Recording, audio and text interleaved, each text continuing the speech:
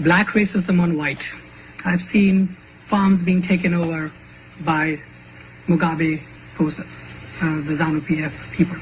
What is the African Union doing to, when we talk about racism from Africa and we bash the colonists, and we actually are doing that to their citizens right there? What are you going to do to recompensate and rehabilitate those citizens who have been there for 4 generations, 5 generations? What is African Union going to do for that? Okay, I like the fact that you're putting a timeline there. See, with history, we have a tendency to say, well, let's start the story from here moving forward. But let's not talk about the story going back. In Zimbabwe, you have to say, how did we get there? Let me take 1 minute and summarize it for you.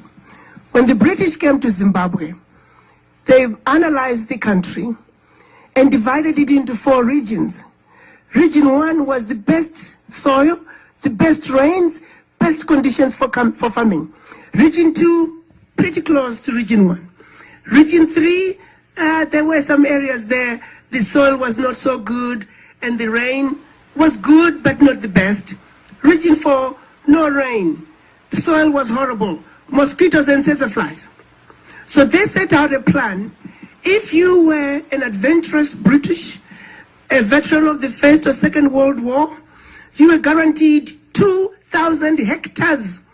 Hectares, multiply 2,000 by 2.2. You were guaranteed that much in Zimbabwe, plus any loot from the local people. So a British man would land in Zimbabwe.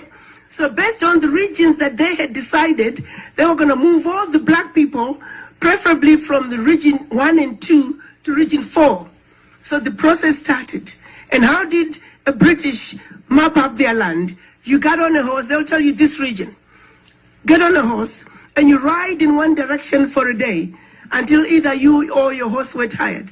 You put your bag. Tomorrow morning you do the same thing. So it took 4 days for the Englishman to map up his land. At the end of the 4 days, everything in it is yours.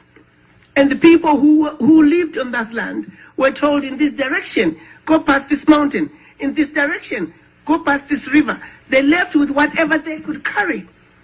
The chickens, the goats, the cows, they were theirs. And some of them were not so lucky. You barely settled again when another Englishman came and he was given that part. And there you were again. Slowly the process of moving black people to the west parts of the country started, and it was finally completed in the 50s. Now, you want to ask me who needs to be compensated?